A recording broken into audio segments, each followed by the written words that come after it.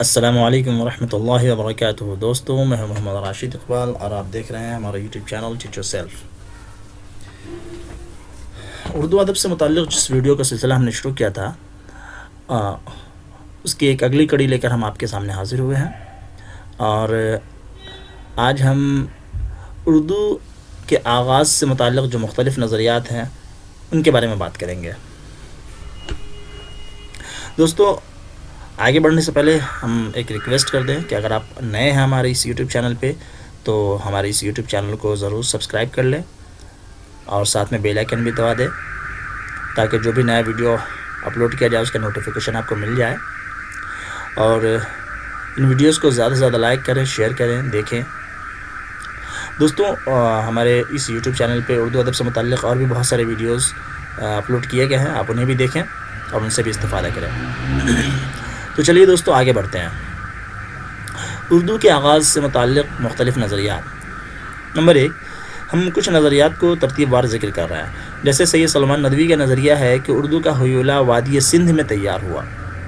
تو وادی سندھ میں اردو کے پلے بڑھنے کا نظریہ کن کا ہے؟ کنہوں نے کہا کہ اردو ادب جو ہے وادی سندھ میں پیدا ہوئی یا وہاں؟ یہ سید سلیمان ندوی کا نظریہ ہے، ٹھیک ہے۔ محمد حسین آزاد کا نظریہ ہے کہ اردو برج بھاشا سے نکلی ہے۔ کس سے؟ برج بھاشا سے۔ تو اردو کے برج بھاشا سے نکلنے کا نظریہ کن کا ہے؟ محمد حسین آزاد کا ہے۔ اسی طریقے سے محمود شیرانی کا نظریہ ہے کہ اردو پنجاب میں پیدا ہوئی۔ تو اردو پنجاب میں پیدا ہوئی، یہ کس کا نظریہ ہے؟ محمود شیرانی کا۔ اسی طرح سے محمود شیرانی پنجاب میں اردو کے نام سے ان کی کتاب بھی ہے۔ ڈاکٹر شوکت سبزواری کا نظریہ ہے کہ اردو اپبھرنش کے اس گروپ سے نکلی ہے جو 11ویں صدی کے آغاز میں مدھیہ پردیش میں بولی جاتی تھی۔ تو ڈاکٹر شوکت سبزواری کا نظریہ کیا ہے؟ کہ اردو اپبھرنش سے نکلی ہے۔ کس سے؟ اپبھرنش سے۔ وہ اپبھرنش جو 11ویں صدی کے آغاز میں مدھیہ پردیش کی بولی، مطلب مدھیہ پردیش میں بولی جاتی تھی، تو اس اپبھرنش سے اردو نکلی ہے، ٹھیک ہے۔ اسی طرح سے ڈاکٹر محی الدین قادری زور کا نظریہ ہے کہ اردو نہ پنجابی سے نہ کھڑی بولی سے نکلی ہے بلکہ اس زبان سے نکلی ہے جو ان دونوں کا مشترکہ سرچشمہ تھی، یعنی پنجابی اور کھڑی بولی کے مشترکہ سرچشمہ سے جو زبان نکلی ہے اسے اردو کہتے ہیں۔ ڈاکٹر محی الدین قادری زور کا نظریہ یہ ہے کہ اردو پنجابی اور کھڑی بولی کے مشترکہ سرچشمہ سے نکل کر آئی ہے، ٹھیک ہے۔ یہ ان کا نظریہ ہے، یہاں میں نے لکھ دیا، آپ دیکھ لیں اس کو، ویڈیو پاز کر کے ایک ایک کر کے دیکھ بھی سکتے ہیں۔ پروفیسر مسعود حسین خان کا نظریہ ہے کہ اردو کا سرچشمہ زبان دہلی و پیرا منش ہے، یعنی اردو دہلی میں پیدا ہوئی ہے۔ تو پروفیسر مسعود حسین خان کا نظریہ ہے کہ اردو جو ہے زبان دہلی و پیرا منش کہہ دیا جائے کہ یہ اردو کا سرچشمہ زبان دہلی و پیرا منش یہ ہے، یا اردو دہلی میں پیدا ہوئی ہے، یہ ان کا نظریہ ہے، ٹھیک ہے۔ اب یہاں پہ زبان دہلی و پیرا منش سے کیا مراد ہے؟ مراد دہلی اور نواحی دہلی کی کھڑی بولی اور ہریانوی بولی ہے۔ دہلی اور نواحی دہلی کے آس پاس کے علاقوں میں جو دہلی کی کھڑی بولی اور ہریانوی بولی ہے، یہ مراد ہے زبان دہلی اور پیرا منش سے، ٹھیک ہے۔ تو یہ کچھ نظریات ہے زبان کے آغاز سے متعلق، ان کا یاد ہونا ضروری ہے۔ اس سے متعلق UGC نیٹ وغیرہ کے اندر بھی اور بھی جو کمپٹیٹیو ایگزامس ہوتے ہیں اس میں پوچھا جاتا ہے، ٹھیک ہے۔ آگے چلتے ہیں۔ ایک سوال ہے کہ امیران سدہ سے کیا مراد ہے؟ یہ امیران سدہ کسے کہتے ہیں؟ جواب: خلجی نے دکن اور مالوہ کے جن علاقے کو فتح کیا ان کو انتظامی اعتبار سے 100 مواضعات میں تقسیم کر کے ہر ایک کو ایک اکائی قرار دیا اور اس کا ایک عہدیدار مقرر کیا جو ترک ہوا کرتے تھے، اسی کو امیران سدہ کہتے ہیں، ٹھیک ہے۔ یہ امیران سدہ کیا ہے؟ یہ آپ کو جو اردو ادب کی تاریخ پڑھیں گے تو اس میں یہ آتا ہے کہ کس طریقے سے دکن کے اندر فتوحات ہوئی، اور چونکہ دہلی سے دور ہونے کی وجہ سے وہاں انتظامی اعتبار سے مشکلات پیدا ہو رہی تھیں، تو جو بادشاہ ہوا کرتے تھے خلجی اور بھی جو بادشاہ گزرے ہیں، تو یہ خاص کر کے خلجی کے زمانے میں ہوا ہے کہ انہوں نے کیا کیا، 100 مواضعات کا ایک اکائی بنائی اور پھر اس کا ایک اپنا ایک عہدیدار مقرر کر دیا. ان عہدیدار کو امیران صدہ کہا کرتے تھے. چونکہ صد سے ہے تو 100 مواضعات پر مشتمل ہوا کرتا تھا، تو اس لیے اس کا نام امیران صدہ رکھا گیا. اور ہاں، امیران صدہ جو ہوا کرتے تھے وہ ترک ہوا کرتے تھے. اس کے بعد دوسری بات یہ ہے کہ پایا تخت کی تبدیلی، یعنی کس نے اور کب پایا تخت دہلی سے دولت آباد منتقل کیا تھا. ٹھیک ہے، دہلی سے دولت آباد پایا تخت کی تبدیلی تو 1327 میں عمل میں آئی. کب؟ 1327 عیسوی میں یہ ہوا. ٹھیک ہے. کہتے ہیں محمد بن قاسم کا سندھ پر حملہ اور پھر محمود غزنوی کے حملے سے لسانی طور پہ ملا جلا ہیولہ تیار ہونے لگا تھا. غزنوی کے حملے کے بعد علاء الدین خلجی نے گجرات و دکن کا رخ کیا. 1297 میں گجرات، ٹھیک ہے، 1297 میں گجرات کو فتح کیا اور پھر لگ بھگ 10-12 سال کے بعد خلجی کی افواج نے 1310 میں دکن اور مالوہ کو بھی فتح کر لیا اور دکن و مالوہ کے انتظامی امور کے لیے ہمارے امیران صدہ کو مامور کیا گیا. یہاں سے گجرات اور دکن کا رخ کیا تو سب سے پہلے گجرات کو فتح کیا، پھر اس کے بعد دکن اور مالوہ کے دور دراز کے جیسے علاقے کو بھی فتح کر لیا گیا. تو اب انتظامی امور میں مشکلات پیدا ہونے لگیں، جس کی وجہ سے خلجی نے امیران صدہ کو مامور کیا. جیسے کہ اوپر پتہ چلا کہ امیران صدہ کیا ہوتے ہیں. ٹھیک ہے، تو یہ یاد رکھنا ہے کہ 1310 میں دکن اور مالوہ کو فتح کیا اور 1297 میں گجرات کو فتح کیا گیا. تاریخ بھی یاد رکھیں. آگے محمد بن تغلق نے جب دہلی کا تخت سنبھالا تو اس نے انتظامی امور، اب خلجی کے بعد تغلق آئے، تو محمد بن تغلق نے جب دہلی کا تخت سنبھالا تو اس نے انتظامی امور کو اور بہتر بنانے کے لیے دہلی کے بجائے دولت آباد کو ہی پایا تخت قرار دیا. وسطی ہند میں ہونے کی وجہ سے محمد بن تغلق کے نزدیک دولت آباد بہتر مقام تھا. چونکہ جو ہے وسطی ہند میں واقع تھا تو وہاں دولت آباد کے پایا تخت ہونے کی وجہ سے جتنے بھی ان کے زیر سلطنت جتنے بھی حکومتیں اور جتنے بھی علاقے آتے تو ان پہ انتظامی کنٹرول رکھنا ممکن ہوتا اور بہت اچھا ہوتا. اس اعتبار سے انہیں اچھا لگا تو دولت آباد کو انہوں نے اپنا دارالسلطنت قرار دے دیا. لیکن 2 سال بعد ہی 1329 میں پھر اس نے پایا تخت کو دوبارہ دہلی منتقل کر دیا. ٹھیک ہے، تو اس میں دیکھ لیں محمد بن تغلق نے پایا تخت کو کہاں، دہلی سے کہاں منتقل کیا تھا؟ دولت آباد. کب منتقل کیا؟ آپ کو 1327 میں، اس لیے کہ 2 سال کے بعد پھر وہ دوبارہ دہلی کو دہلی میں ہی سلطنت کو منتقل کر دیا دوبارہ. تو 1327 میں جو ہے دولت آباد کو سلطنت قرار دیا، پھر لیکن 2 سال کے بعد ہی 1329 میں پھر دوبارہ دہلی کو ہی سلطنت قرار دے دیا گیا، دارالسلطنت قرار دے دیا گیا. ٹھیک ہے، تو یہ کچھ نوٹس تھے. آگے اردو کے ارتقاء میں صوفیاء کرام کی خدمات. ٹھیک ہے، کہ اردو کے ارتقاء میں صوفیاء کرام نے کیا خدمت انجام دیں. خواجہ معین الدین چشتی رحمۃ اللہ علیہ دہلی میں، خواجہ معین الدین چشتی رحمۃ اللہ علیہ اجمیر میں، دہلی میں ان کے خلیفہ قطب الدین بختیار کاکی، ناگور میں خواجہ حمید الدین ناگوری اور لاہور میں فرید الدین گن شکر سب مخلوق خدا کی خدمت میں لگے ہوئے تھے. دیکھ لیجیے یہ جتنے بھی صوفیاء کرام ہیں، اجمیر کے اندر جو خواجہ معین الدین چشتی رحمۃ اللہ علیہ تھے انہی کے خلیفہ تھے قطب الدین بختیار کاکی جو دہلی کے اندر تھے. اسی طرح سے حمید الدین ناگوری جو ہیں، خواجہ حمید الدین ناگوری ناگور کے اندر تھے.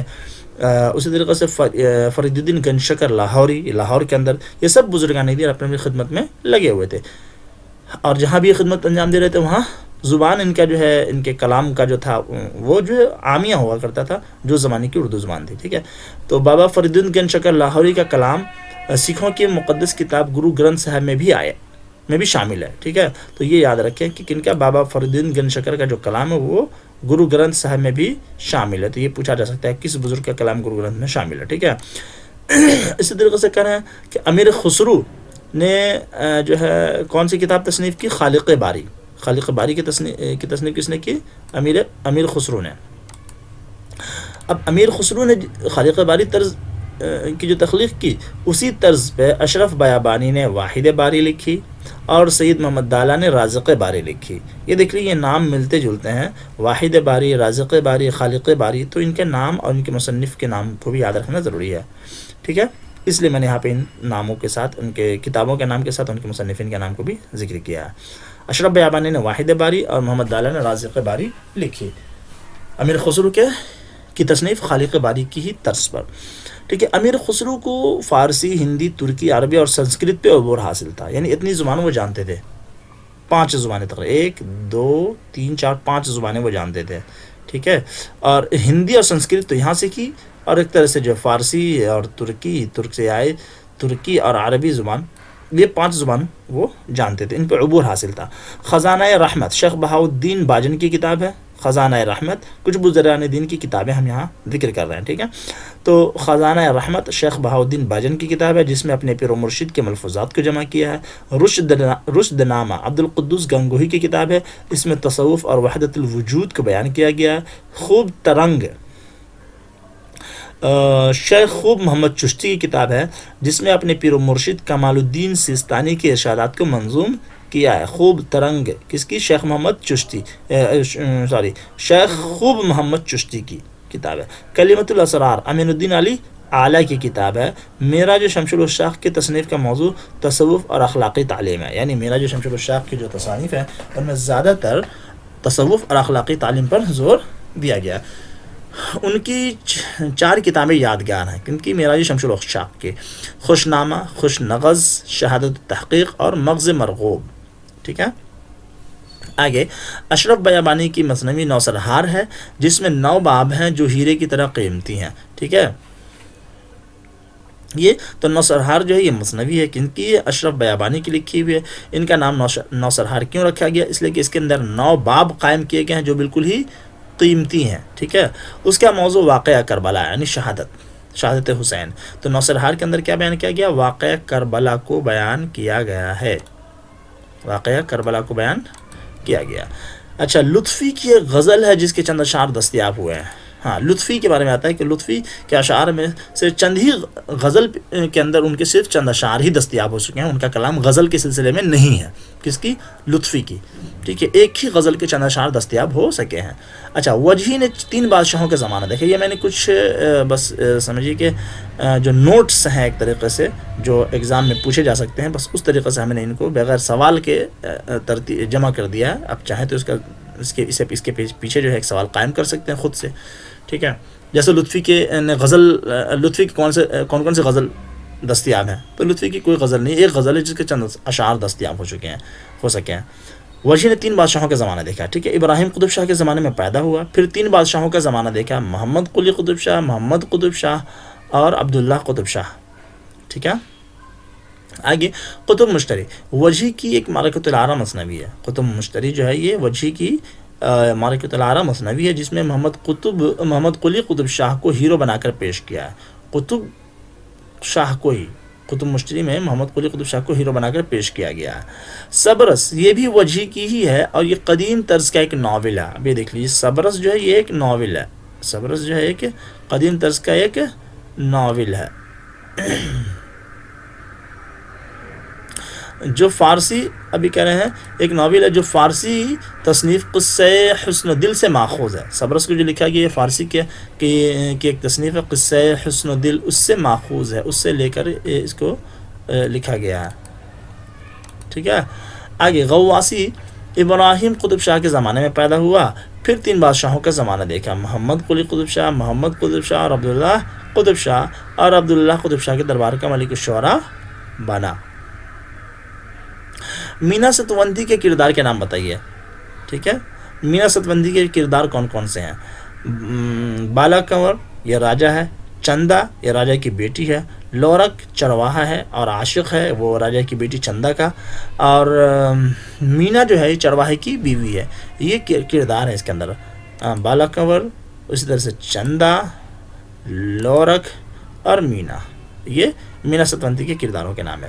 ابن نشاطی کا تعلق عبداللہ قطب شاہ کے دور سے ہے، ٹھیک ہے۔ ابن نشاطی کی پھول بن 3 ماہ میں لکھی گئی اور اس کی زبان سادہ اور سلیس ہے۔ پھول بن کو کتنے 3 ماہ میں ہی لکھا گیا ہے، ٹھیک ہے۔ آگے سہاگن نامہ حضرت شاہ راجو حسینی کی تصنیف ہے۔ سہاگن نامہ عادل شاہی سلطنت کے بانی، یہ عادل شاہی جو بیجاپور کا عادل شاہی سلطنت ہے، تو عادل شاہی سلطنت کے بانی یوسف عادل خاں ہے۔ کون ہے؟ یوسف عادل خاں۔ علی عادل شاہ اول کے علمی ذوق کا اندازہ، علی عادل شاہ کے علمی ذوق کا اندازہ اس بات سے ہوتا ہے کہ اس نے ایک بہت بڑا کتب خانہ جمع کیا تھا اور منتخب کتابوں کے صندوق سفر اور قیام میں اس کے ساتھ رہتے تھے، ہے نا۔ علمی ذوق بہت اچھا تھا علی عادل شاہ اول کا، ٹھیک ہے۔ ابراہیم عادل شاہ ثانی نے علوم و فنون کی سرپرستی اس طرح کی کہ جب اس کے عہد میں گجرات اور احمد نگر کی سلطنتوں کو زوال آیا تو اس نے وہاں کے علماء اور اصحاب کمال کو بیجاپور آنے کی دعوت دے دی۔ یہ کس کی ہے؟ ابراہیم عادل شاہ ثانی۔ تو اس نے علوم و فنون کی قدردانی اور اس کی حفاظت اور سرپرستی کیسے کی؟ تو کہہ رہے ہیں ان کے زمانے میں جو احمد نگر اور گجرات اور احمد نگر کی سلطنتیں زوال پذیر ہوئی تو وہاں کے اصحاب کمال کو انہوں نے بیجاپور بلا لیا۔